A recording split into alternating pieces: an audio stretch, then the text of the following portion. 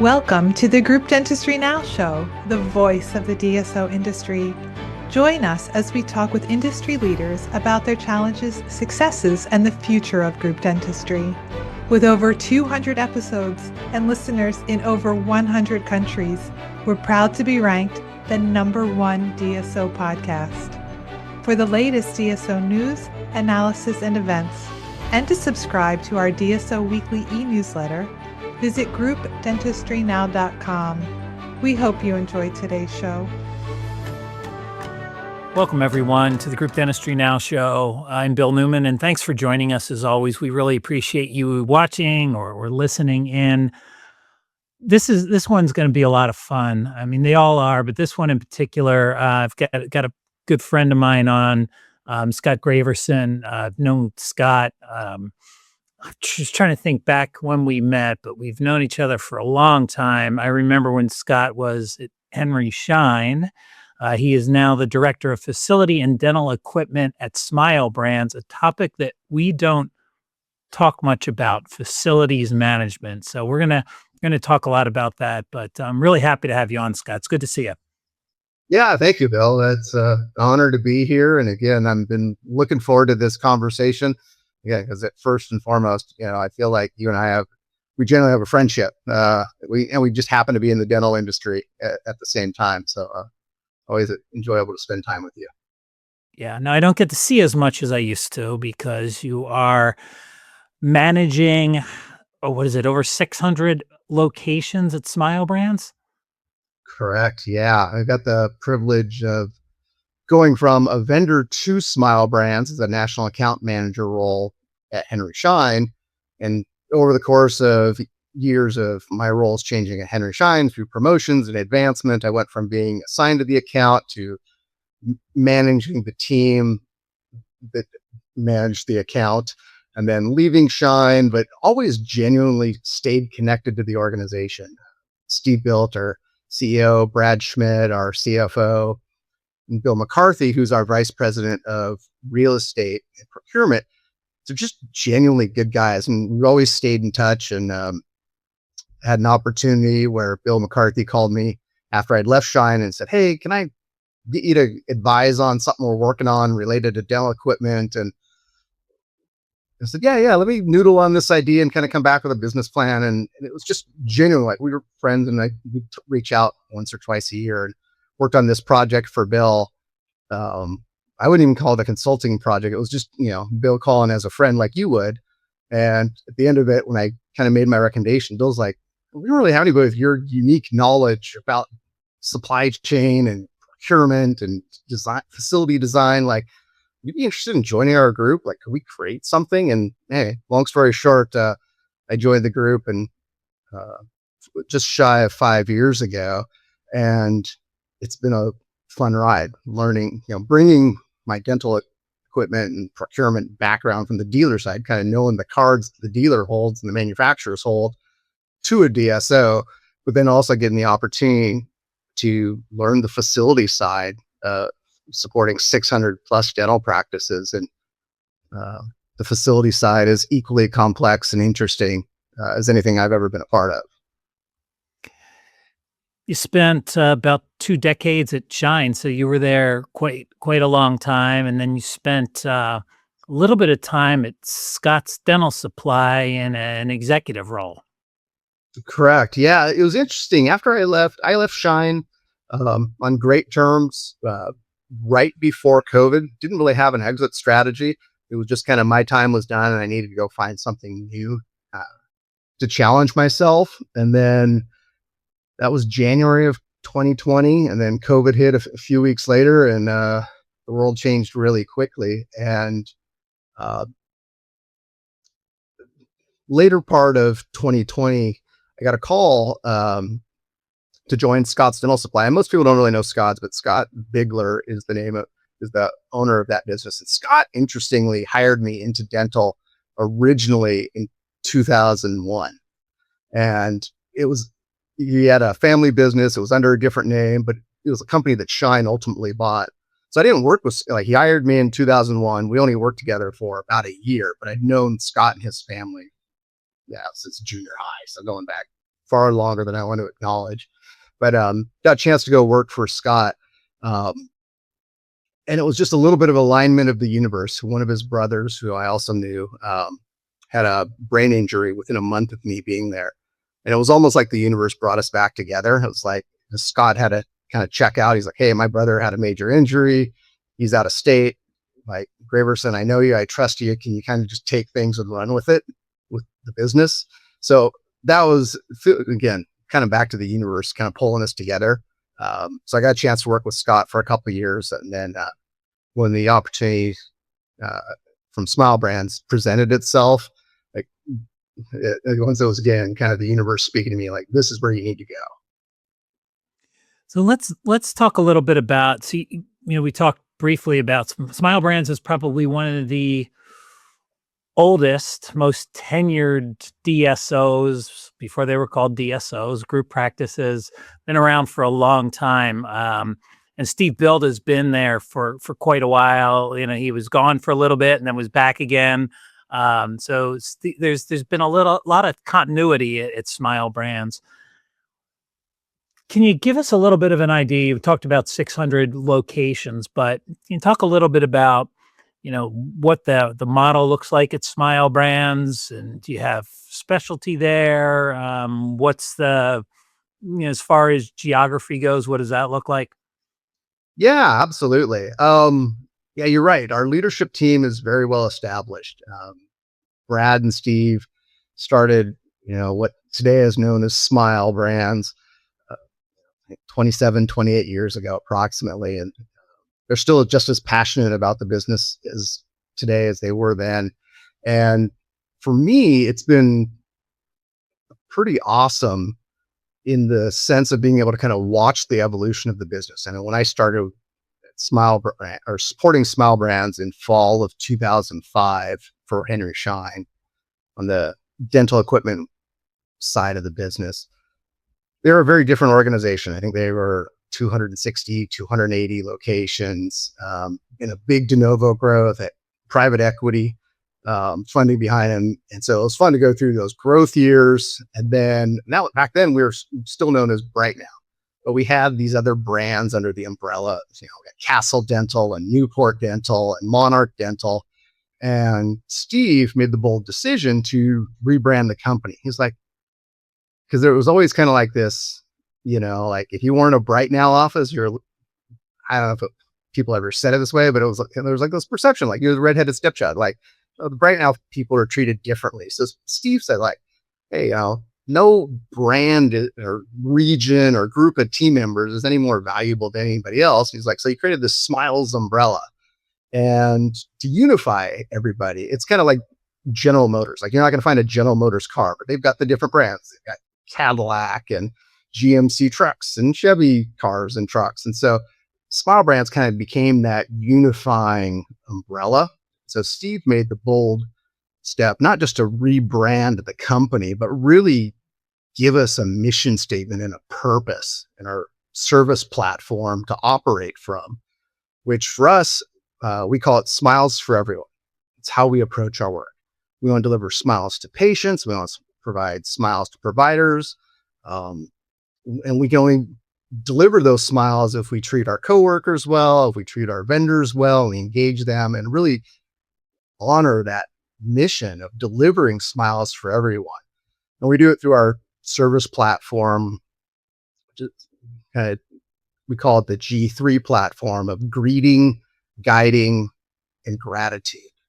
And that's kind of like how we approach our work, acknowledging people, where they're at, giving them guidance after we've listened to them, like coaching them and giving them direction. And that's part of our patient conversation. Here's where you are in your health continuum. We want to guide you down this, and then obviously we want to express gratitude in every aspect of, the interactions we have with all stakeholders. So the opportunity to see Smile Brands from a outsider and then to an insider, it's very consistent in how the organization has embraced the cultural piece. And I think it's clearly one of our competitive advantages. As you know, Bill, like, each DSO has its own kind of personality and they've got their niche. Yeah. But, you know, down to kind of like the field level, our operators, each dental practice, it's still a local business. It still comes down to that doctor sitting knee to knee with the patient, building that relationship, sitting with that dental assistant and the hygiene team, talking about needs of the patients and how they're going to collaborate and run their practice together. Now, our job is just to augment and, take away the distractions of the quote unquote, the business side of it, so they can focus on the patient part, which is by far the most important piece. But our portfolio of offices, it's a mix. It's mostly general practice in nature, but we've got some specialty practices. Our specialty programs are growing leaps and bounds. We've got our leadership team is evolving as well. Smile Brands historically has been fantastic on the operational side. And I want to give a shout out to Dr. Cerna, who's our chief dental officer. We partnered with him and the very successful group he created on the Chicagoland Decision One. And he really brought in more of a balance for us in being not only great operational leaders, but he's really brought in that clinical support piece, setting that and like articulating the vision and speaking to like, what are our clinical standards? What is our standard of care? And what's the outer limits of our licenses, as clinicians that they can practice to? Nobody wants to be a mid-pack dentist. So he's really challenged our clinical teams, but as an organization has got everyone much more aware and mindful, like leaning more into the clinical why, which has added a lot of clarity to our business. And we're seeing it in the financial results. It's helping us recruit. It's helping us retain. It's helping us get the right business support people like myself that are, not just fixing plug toilets and trying to paint walls and fix, air compressors that aren't working properly. Like we everything we do is about that patient experience. What can we do to minimize disruption to the practice, keep doctors productive, make patients have a great experience. So threw a lot at you there, but I hope you can sense like the company, from what I saw as an outsider, now as an insider, they definitely walk the walk, which is really cool to see. And it makes it easy to come to work when you're working with people that are aligned and on the same sheet of music. Yeah, no, thanks for that background. That's super helpful. And your position there is unique, and I want to spend time to talk about exactly what it is you do, because you said this was almost a position that was created for you. The Smile Brands kind of knew that there was a need because they reached out to you, right, for some advice, and then brought you in, but kind of really almost created this role. It is so important when you think about, the practice. You need the equipment. You talked about the compressor. You don't have a compressor. You're not, you don't have any you can't see patients. So it's so critical that you maintain the facilities. And you talked about, it's not just about keeping the compressors working, but it's also the patient experience. So it's like, what does the practice look like? Are things where they're supposed to be? Or do the clinicians like the way things are laid out, and do they have everything that's going to help them perform the best to give the patients the best experience?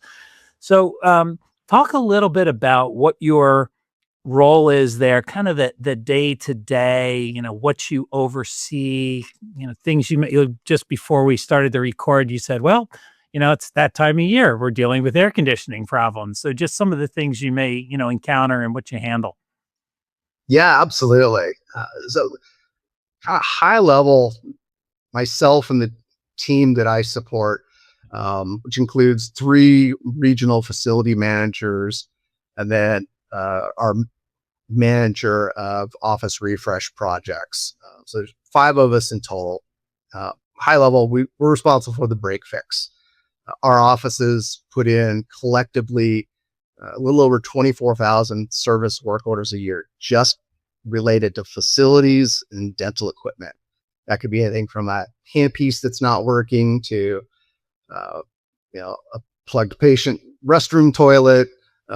Could be a leaky roof, the air conditioner not working, kind of all those day-to-day things that happen when you manage, which amazes me, but a couple million square feet of lease space.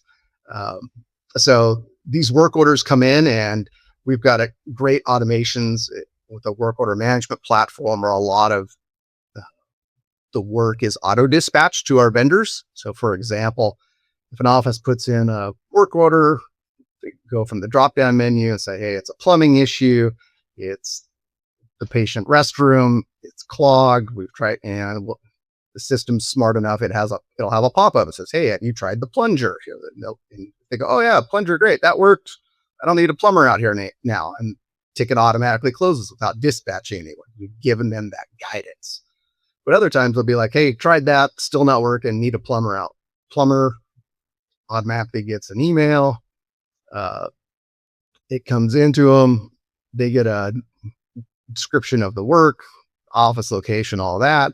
And they also get a not to exceed limit. So we'll say for a plumber going out, we have it predetermined kind of by the trade. And I'll say, okay, plumber, please go out and, diagnose and fix whatever needs to be fixed. And if it's under $500, just send us an invoice. If it's over $500, please send us a proposal. And as long as the plumber goes out and they go, oh yeah, that was a quick fix. Here's your invoice for $240. They send us an invoice. It auto reconciles, and we don't even touch it. But where we do tend to touch things are, I'll give you an example just from this week. We had an office that was in an area that had a big rain event, and for whatever reason, the sump pump in the basement wasn't working, and the basement flooded, and it grenaded the electronics on the dental vacuum and the dental air compressor. So we get that message, and it's, one of the things I've done since being at Small Brands is we built out an inventory of our critical equipment, things that we know are, can shut down a dental practice. Do I have an inventory of every delivery unit across our organization? I don't. I wish I did, but I do have an inventory of our air compressors, our vacuums, our sterilizers, like those big pieces of equipment that when those are down, you're not doing dentistry. So when we got the call from this office and the initial diagnosis from the dental tech from Henry Schein saying, hey, you need new vacuum compressor, we looked in our inventory. We knew what we had. We've got the replacements already pre-identified. So I don't even have to ask the dealer for like, hey, send me a quote. Like, I don't need a quote. I already know what model I'm going to buy. We've got contracted pricing because we buy these models frequently. So we just cut a PO. And so within 24 hours, we've got equipment shipped in, shines installed. So those are the types of things that my team focus on. Like when a practice is down, and kind of at a higher level, like every work order I see is somebody else's problem. I refer to them as work opportunities because it's an opportunity to serve. Every work order that comes in is somebody else's problem. So we focus keenly on what can we do to minimize work order duration, whether it's from having our ticketing system that auto dispatches, doesn't need a person to intervene, it'll auto dispatch, whether it's having our inventory and predetermining what our replacements are going to be so we can cut that PO faster. Any little input that we can do to kind of streamline is one of the unique things that I brought to Small Brands, just understanding supply chain, understanding how the dealers work, understanding how their service networks work, and taking the time to learn how the facility trades work as well. Plumbers, electricians, HVAC specialists. It's about 35 core trades that we support. So that's kind of the day-to-day break fix. And, the example I shared about a flooded mechanical room, those types of things happen. We've had office fires, from lightning strikes, and we experienced probably close to about six car strikes of buildings a year. It happens more common than people think, but if you talk with other facility managers, it happens more than we would like. Thankfully, we haven't had any injuries in my years at Smile Brands from these vehicle strikes, but all of a sudden you're dealing with emergency board ups and structural reviews and working with our real estate colleagues so they can notify landlords and collaborating. Like, okay, let's look at the lease. Who's responsible for what? How quickly can we do this? I mentioned the hurricane or HVACs this time of year, but we're also getting ready to go into hurricane season. So we've got like a hurricane, natural disaster emergency response protocol. There's kind of two types of disasters that occur. It's those that that are coming and those that you don't know are coming. Like a lightning strike, you don't get a warning. Hurricane, you get a pretty good warning. You watch the weather, you talk to the operation partners, like, hey, what are you hearing on the ground in Florida right now? What's the sense for the local team? Like, oh, we think this is going to be a real one. Or, nah, this is just going to be a bunch of rain. And we've got a whole playbook of things that we go through, of protocols that I work on documenting kind of the best practices of what do you do before the event? What do you do during the event? What do you do after?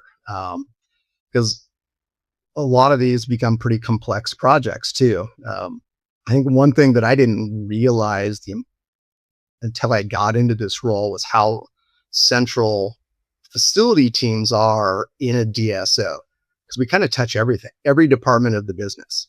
We buy if an office is putting in a new cone beam x-ray, and which is great. We're going to expand access to care, enhance diagnostics. We love doing those types of initiatives. But also it's like, it's not just us putting a PO in the computer system. It's like, we got to have a contractor go out and check for backing and make sure the low voltage is where it needs to be. And we have to contact the IT team. Like, hey, we need, some computers with updated video drivers, and we need you to help connect the software when Shine's there to do the install. Or if somebody, the landscaper's mowing out front and, their line trimmer flicks a rock up and cracks the window and it busts the window, and we got to replace the window graphics. And I got to get in touch with the marketing team and loop them in. So they can order new graphics. If it's a bigger event, mold, fire, any kind of big water event, I'm working with our risk management and our legal team.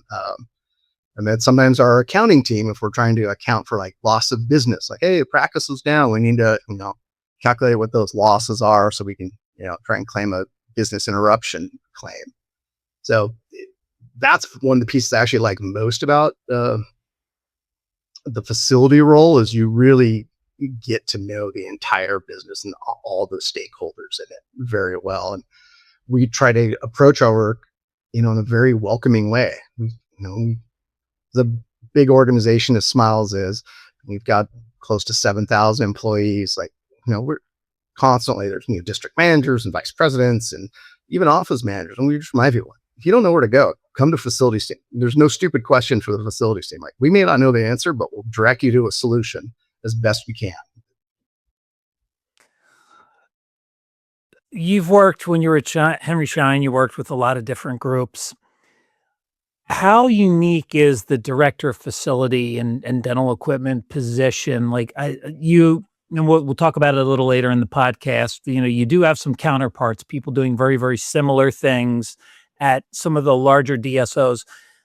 This is something I'm guessing at a smaller group would be probably under an operations title. If they have maybe fewer locations, operations would be handling this and a lot of other things too. But at what point do you feel like it, whether it's a practice number in number of locations or, I don't know, a revenue number, when does it make sense for a group to bring in somebody just dedicated to facilities and dental equipment? Great question. There's no perfect answer to it. As far as like what size, is a little bit of economics of when do you bring that role in. It's kind of like when you're a small DSO, like when do you bring on a full CFO versus a fractional CFO, like all those first big role hires, it's always like question of like, oh man, am I really committed to this? Do we think we're going to go from 10 to 20 in X time? It's kind of the same thing with the facility manager role. The answer that's going to depend a little bit on kind of what your facilities look like.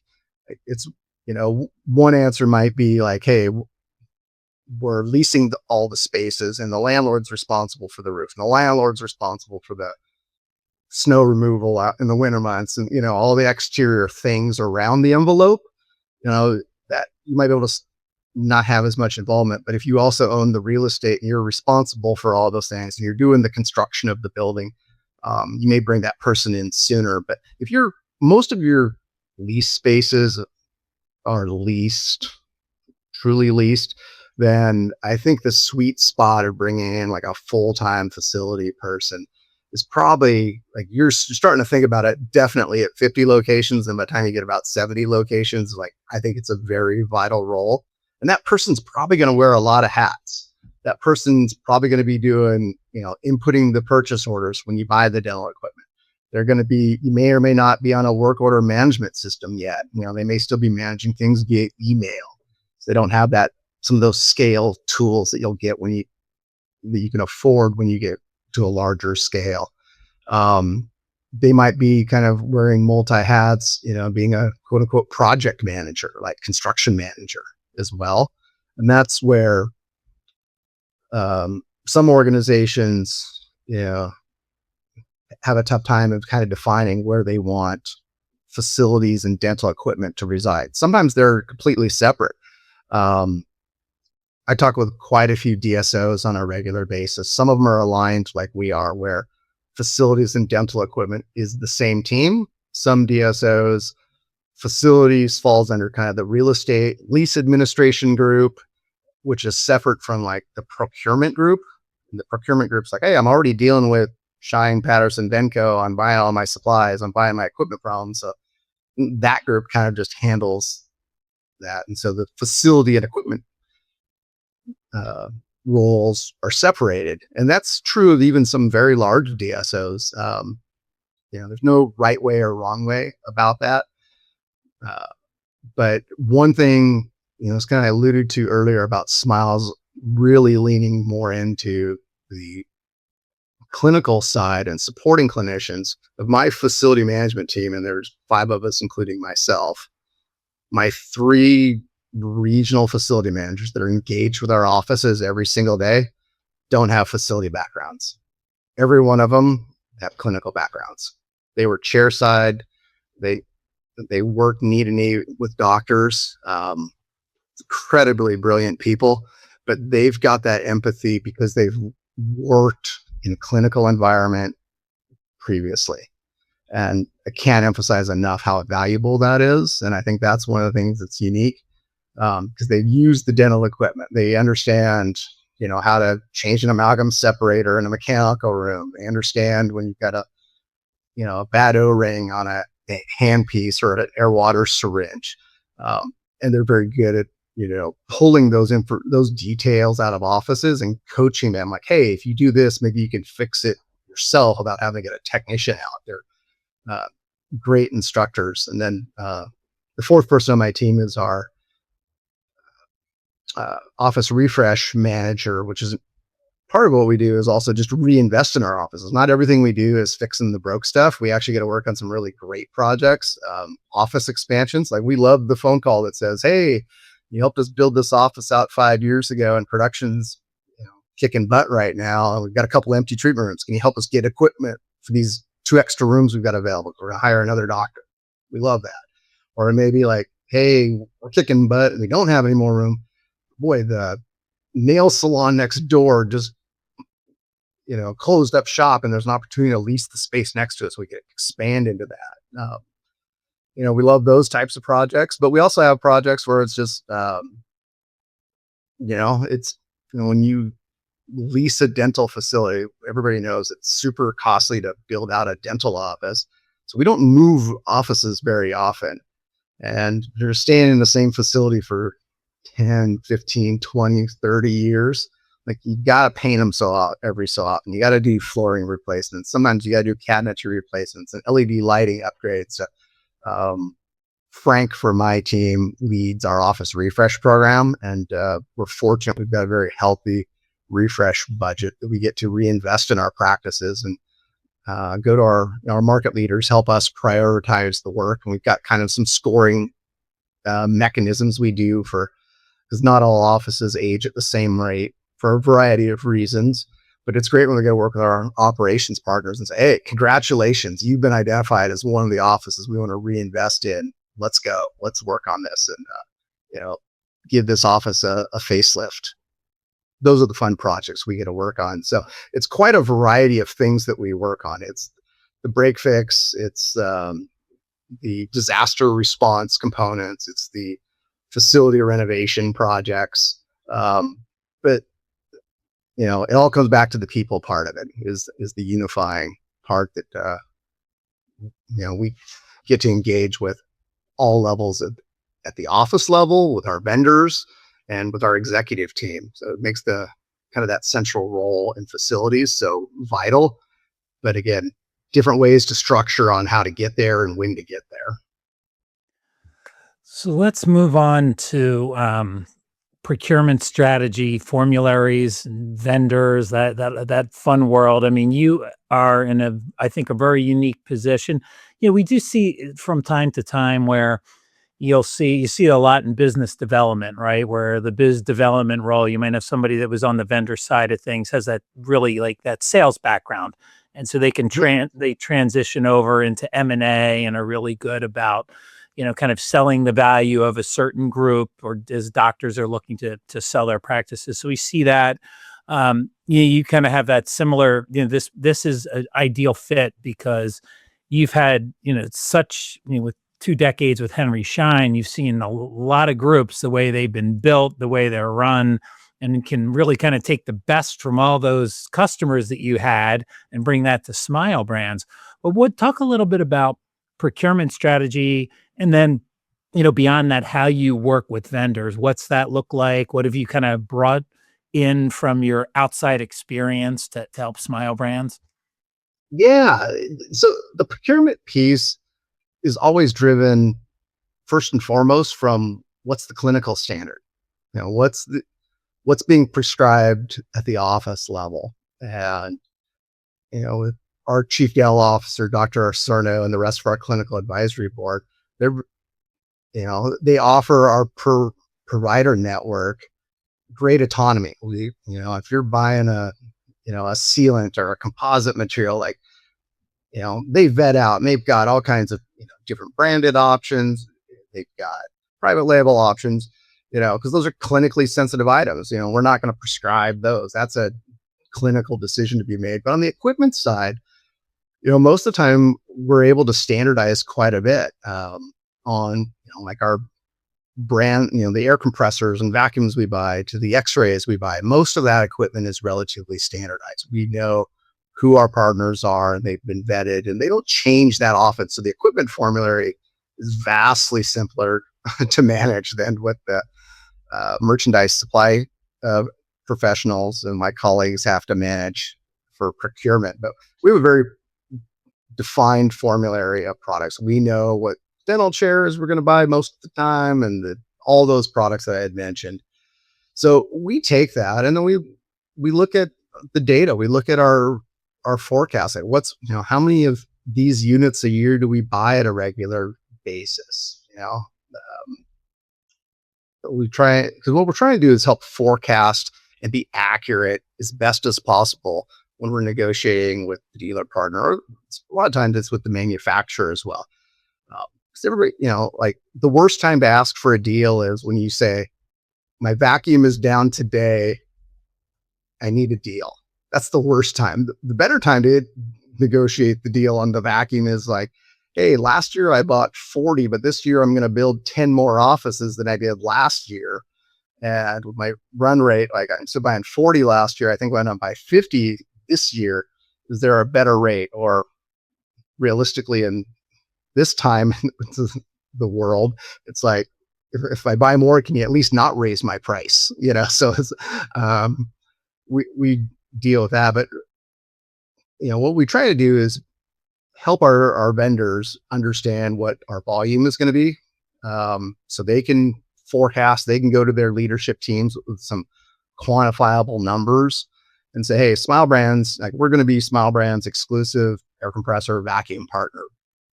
And in return, they anticipate they're going to buy 50 units a year or whatever the number is. And so we work on not only great initial pricing, we look at kind of their service offering to us. Like, I don't really care if somebody can offer me an air compressor for $1,000 less if I have to wait every time I need to buy one for one of my West Coast offices. It's got to ship from the East Coast. So I like, part of the value proposition is what's the vendor's consignment stock? Do they have inventory across the country? So instead of waiting 7 days for a compressor to ship to California, I can probably get one in 24 hours. Like there's value to that. So we look at the data and try and share that with our vendor partners. For some of the critical equipment, as I mentioned, air compressors, vacuums, sterilizers, I'd even lump in pans and pan sets because if those aren't working, they can shut down a specialty program.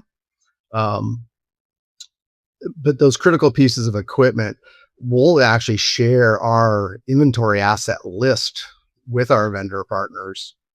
And I want to emphasize that, like, you have to engage your vendor partners. You can't just treat them like a commodity. You've got to involve them. You got to involve them with your business forecasting. You got to involve them on your budget planning. You got to involve them on design and construction, but also your asset replacement strategy. So like we'll share our inventory list and say, here's a heat map. Like here's our offices that we know have old stuff in. Like, if a normal air compressor service life is 15 years, we'll run a report and say, okay, where are compressors that are more than 10 years old? We'll run a heat map. So not only can we provide the vendor like, hey, I'm going to buy 50, but I can give you a pretty good probability of which markets I'm going to need replacements in and what size model I'm likely to replace in each market. And that data share is actually one of the cool parts of working for an organization of scale and being able to have resources such as myself and analytics to be able to go out and get that data where oftentimes we know product availability, service coverage, and service responsiveness better than the manufacturers do and better than the dealers do. We can say, instead of running like a national report for like, hey, Henry Schein, what's your average time from dispatch request to on-site and getting a national number, I can actually do that by market level. And so they're like, hey, we're seeing a trend in, pick a market. Like, man, service seems off here. What's going on? Or man, service response is great here. Give kudos to that group. Like that market in, Wisconsin, man, they're on it. They're fantastic. Let them know how much we appreciate that. And so, taking the data and sharing it with some of the other DSOs, and benchmarking, creating best practices is something that I'm increasingly passionate about. And a lot of that, it was from my experience when I was at Schein, serving DSOs. At times I had Heartland as a customer, I had Pacific as a customer, Dean Hansen at Interdent and I go back 20 plus years, and then just regional DSOs, Clear Choice when they were just like not much more than a startup when Dr. Maloney started that group in Colorado, and the guys from Comfort Dental and so many other great DSOs around the country. And you kind of learn the best practices of each group. And it's one of the things I've been able to bring into Smile Brands, but now also share that with some of the other DSOs as we're seeing, it's not like I'm the unique former dental rep working for a DSO. We're seeing an increased number of dealer reps working for DSOs. I think that's a huge opportunity for the DSOs to tap into those experts that have that supply chain experience that I have. We in the DSO facility manager, equipment manager community are really starting to share best practices more frequently now. As ADSO, our executive teams, C-suite folks, our finance group, our legal colleagues, marketing, like they've got that with ADSO, but we really don't have like a facility and dental equipment support network yet. And that's something that I think there's a need for in the market and a great opportunity that I hope to put a little support into. Yeah, let's talk about that. You've got something that you've been kind of working on for a while, collaborating with some other groups out there. You call it DFAM. So why don't you talk a little bit about what that is and kind of what you're trying to build?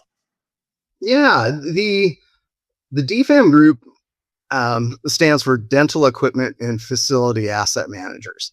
Nothing fancy. It just kind of describes what we are. There's a handful of us that organically met at a facility manager conference a couple years back. It Connects FM is the association, a facility manager conference. It's like going to a dental meeting, but it's all facility related. There's best practices workshop. There's a vendor exhibit area, everything you would expect from a typical trade show. And there's retailers from, every industry you can think of. There's the restaurant groups, the Raising Cane's folks are there, and the Starbucks folks are there, and then, the retail folks are there, and Adidas is there, and Vans is there. Well, there's also a healthcare contingency there as well, and some of them are veterinary groups, and there's emergency medicine groups. There's also a DSO contingency, and I met several of them through. They have a healthcare council, which I got involved with, and at the time, Kenneth Jones from Heartland was on the committee, and he's the past president of Connects this past year, actually. But met with Kenneth there, and some of the team from North American Dental Group and Kids Dental Brands, and we just started talking, and and sharing. Oh man, this healthcare council is good, but it's not as nuanced about the dental stuff that we're all kind of dorky about. And so we organically just said, hey, let's just jump on a call and just talk a little bit more frequently, and that turned into like a Teams call that we started hosting like maybe once a quarter, and then the frequencies picked up a little bit. But, kind of at the end of the day, like we don't see each other as competitors. Like, we're looking at our facilities and going, how can I provide the best experience for patients and providers, or at least not have the facility and the dental equipment be a detractor from the experience? We're trying to, fix air compressors and unplug toilets and paint walls cost effectively. Like, there's nothing competitive about what I do. And if I share something with the folks at Heartland or one of the other groups. So, and they all kind of have that same mindset of, a rising tide lifts all boats.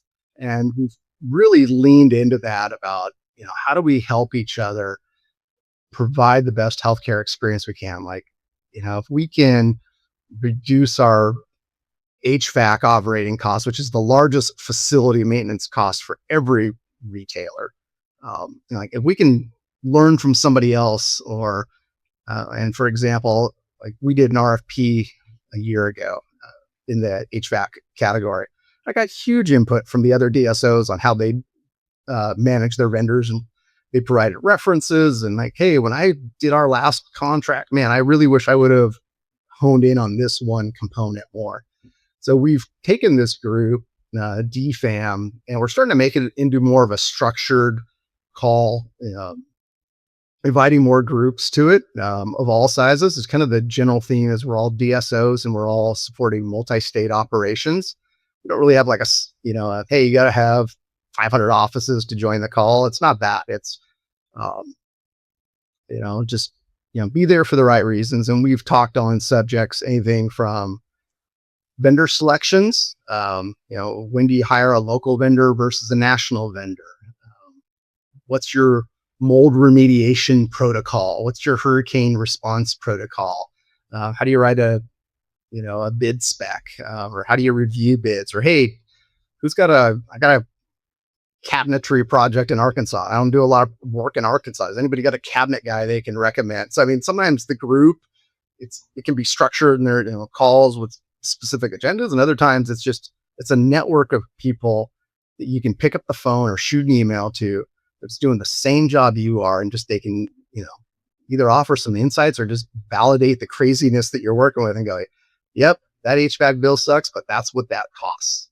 Um, and so the group's been really great about that. We're trying to make it evolve into something more. What more is, not totally sure yet, but it's probably going to evolve from being just a periodic call and a message out on LinkedIn to my network, or a group email chain, say, hey, anybody that's available, we got a call Thursday, join if you can, to probably doing like more of an in-person, where I will offer our own personal insights, but I think it's also good to get the other stakeholders in the room here, get the um, dental dealer service teams in the room, get the dental dealer and manufacturer design teams in that same conversation. Like, for example, if we're building an office or retrofitting an office for a new x-ray, we've got backing and structural. If we're building a new office, we were putting in plumbing and electrical to support the mechanicals.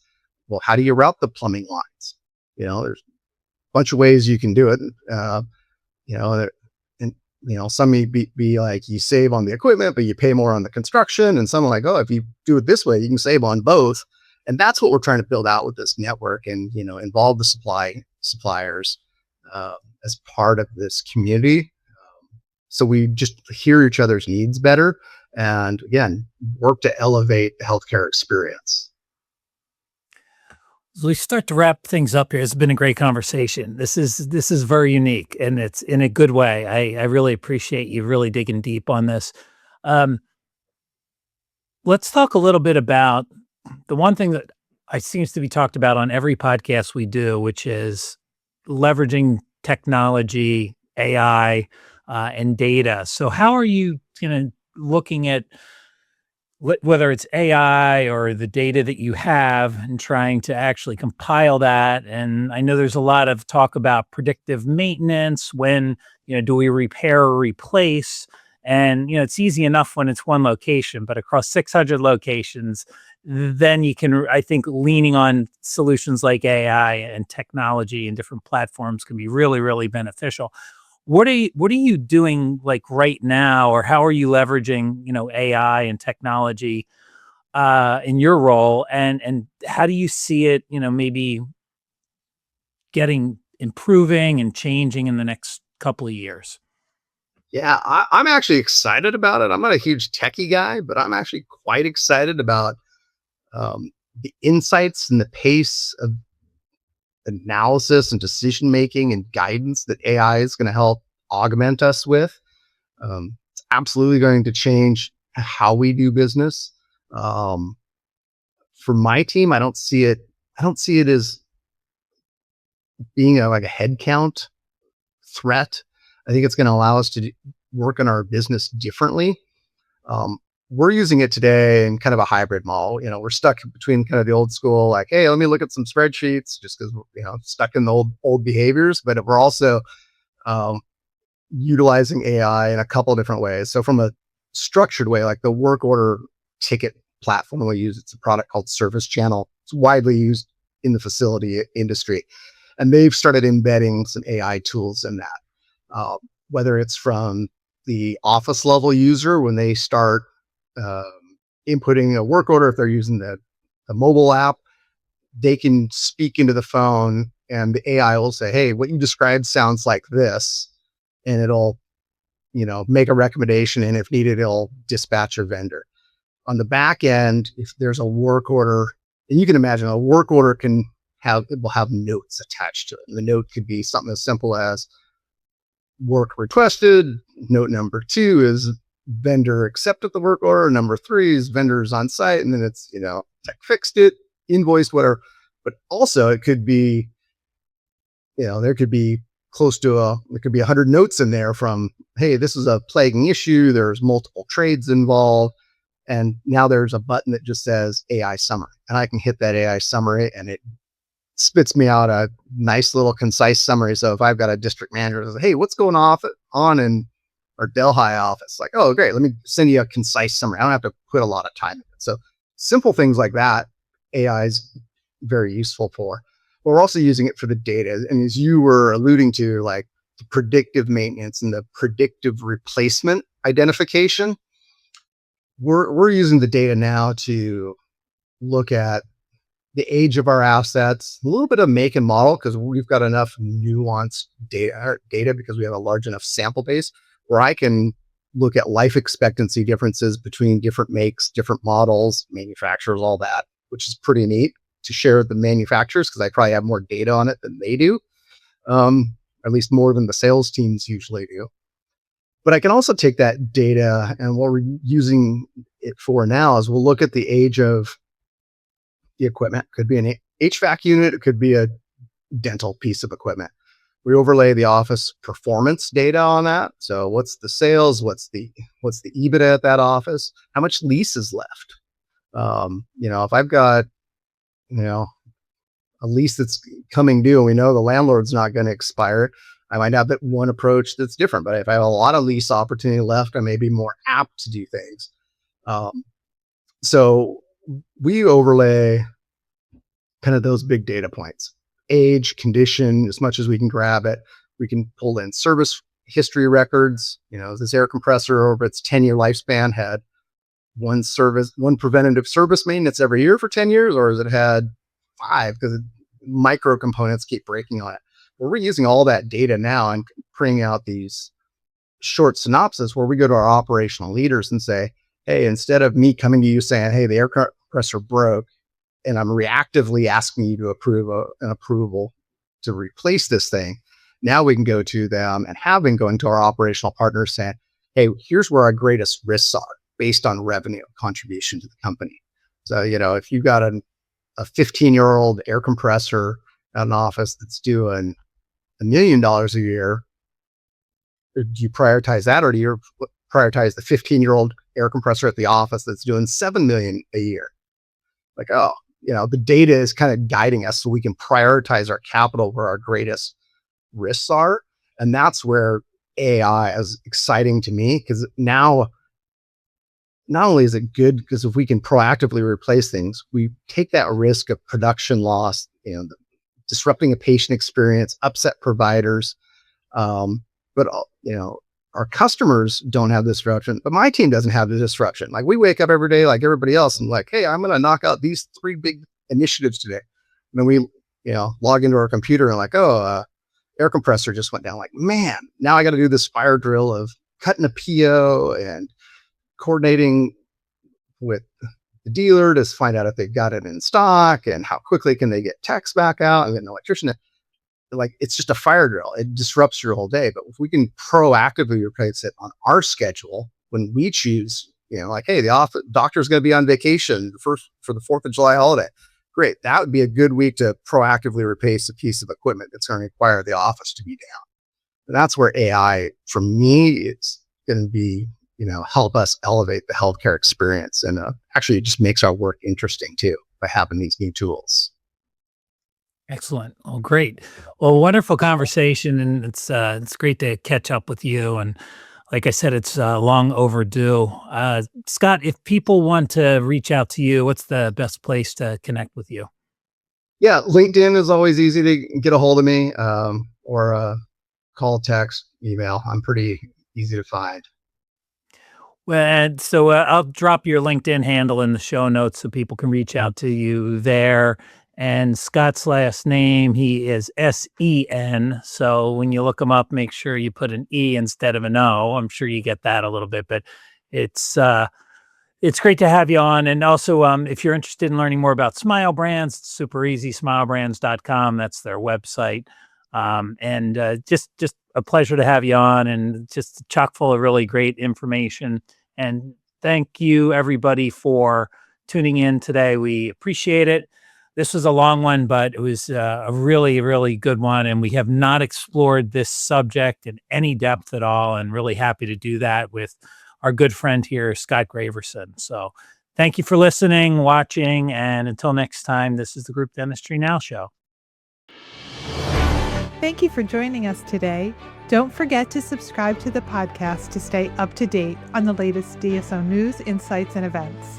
Also, subscribe to our DSO weekly e-newsletter at groupdentistrynow.com.